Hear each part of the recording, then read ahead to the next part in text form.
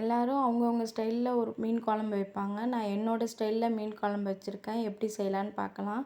மீன் குழம்புக்கு தேவையான பொருள் 4 தக்காளி எடுத்திருக்கேன், 2 வெங்காயம் எடுத்திருக்கேன், 2 பச்சை மிளகாய் எடுத்திருக்கேன், 10 பல் பூண்டு எடுத்திருக்கேன், கொஞ்சம் கருவேப்பிலை, கொஞ்சம் கொத்தமல்லி, ஒரு நெல்லிக்காய் சைஸில் புளி எடுத்திருக்கேன், தேங்காய், பெருஞ்சீரகம், ஜீரகம், மிளகு சின்ன ஸ்பூனால் எடுத்திருக்கேன் 1 ஸ்பூனு, 2 ஸ்பூன் மல்லிப்பொடி, 1 ஸ்பூன் வத்தல் பொடி, 1/4 ஸ்பூன் மஞ்சள் பொடி.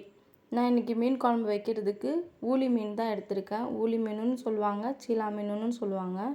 நான் மீனை நல்லா கழுவி வச்சுட்டேன். புளியை ஃபஸ்ட்டு ஊற வச்சுக்கலாம். நான் புளி கூட எப்போவுமே கல்லுப்பு போட்டு ஊற வைப்பேன். கல்லுப்பு போட்டு ஊற வைக்கும்போது புளி டக்குன்னு கரைக்க கொஞ்சம் ஈஸியாக இருக்கும். தக்காளி, வெங்காயம், பச்சை மிளகாய் எல்லாமே கட் பண்ணி வச்சாச்சு. இப்போ ஊற வச்ச புளியை நல்லா கரைச்சி எடுத்துக்கலாம். கரைச்சி நல்லா வடிகட்டி எடுத்துக்கலாம். நல்லா பிசைஞ்சு நல்லா கரைச்சா நல்லா அந்த புளியோட சாறு நல்லா வரும். நான் எப்பயுமே நல்லா கரைச்சி எடுத்தால் தான் அந்த புளி நல்லா திக்கான ஒரு இதுக்கு வரும். நல்லா கரைச்சி எடுத்துட்டேன். புளி தண்ணி கூடயே இந்த மசாலா பொடி எல்லாத்தையுமே சேர்த்துக்கலாம். மஞ்சள் பொடி, மிளகாய் பொடி, அப்புறம் மல்லிப்பொடி, இது எல்லாமே சேர்த்துக்கலாம். அது கூட ஒரு கை தக்காளி பழம் சேர்த்துக்கலாம். கொஞ்சம் கொத்தமல்லி போட்டுக்கிட்டேன். இது எல்லாத்தையும் சேர்த்து நல்லா கரைச்சி எடுத்துக்கலாம். இந்த கொத்தமல்லியும் தக்காளியும் நல்லா சேர்த்து கரைக்கும்போது குழம்பு நல்லா வாசனையாக இருக்கும். நீங்களும் இதேமாரி ட்ரை பண்ணுங்கள், சூப்பராக இருக்கும். கரைச்சி போடுங்க, நல்லாயிருக்கும். நான் பூண்டு 10 பல் பூண்டு எடுத்து வச்சுருந்தேன்ல, அதை நான் தட்டி எடுத்துக்கிறேன்.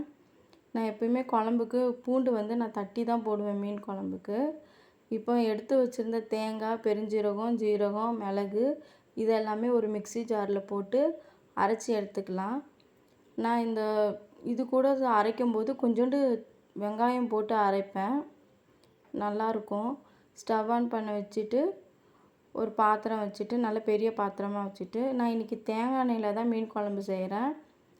தேங்காய் எண்ணெய் சூடானோடனே கடுகு, வெந்தயம், தட்டி வச்சுருந்த பூண்டு இது எல்லாத்தையும் நான் போட்டுக்கிட்டேன். போட்டு நல்லா வதக்கிட்டு கட் பண்ணி வச்சுருந்த வெங்காயத்தை போட்டு வதக்கிட்டேன். வெங்காயம் ரொம்ப ப்ரௌனாலாம் அப்படின்லாம் ஆக வேண்டாம். ஓரளவுக்கு நல்லா வதங்கினா போதும். வெங்காயம் ரொம்ப வதங்கி வரணும் அப்படின்றதுலாம் இல்லை. நம்மளுக்கே தெரியும் அது எவ்வளோ தூரத்துக்கு வதங்கணும் அப்படின்ட்டு. ஓரளவுக்கு வதங்கினா போதும். இப்போ வதங்கின உடனே இந்த கருவேப்பிலை கொஞ்சம் போட்டுக்கிட்டேன். நான் கருவேப்பிலை எப்பயுமே நிறைய போடுவேன், அப்போ தான் நல்லா வாசனையாக இருக்கும் அப்படின்ட்டு.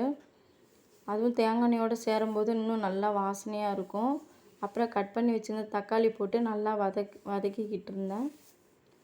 தக்காளி பழம் நல்லா பழுத்த தக்காளியாக எடுத்தோன்னா குழம்புக்கு நல்லா இருக்கும். குழம்பு நல்லா ரெட்டாக இருக்கும் பார்க்குறதுக்கு. நான் எப்போவுமே தக்காளி வதக்கும் போதே கொஞ்சம் கொத்தமல்லி போட்டு வதக்குவேன். மெயினாக மீன் குழம்புக்கு தான் நான் அப்படி போட்டு வதக்குவேன். நல்லா வாசனையாக இருக்கும், டேஸ்ட்டாகவும் இருக்கும் குழம்பு.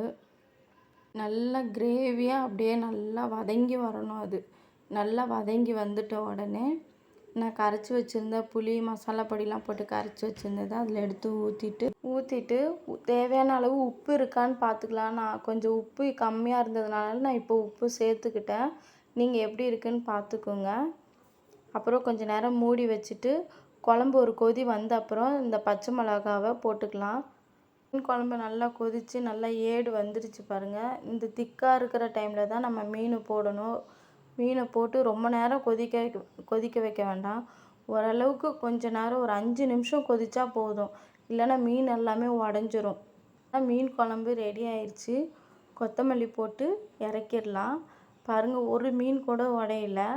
மீன் குழம்பு நல்லா கொதிக்கும் போதே அவ்வளோ வாசனையாக இருந்துச்சு. நீங்களும் இது மாதிரி ட்ரை பண்ணி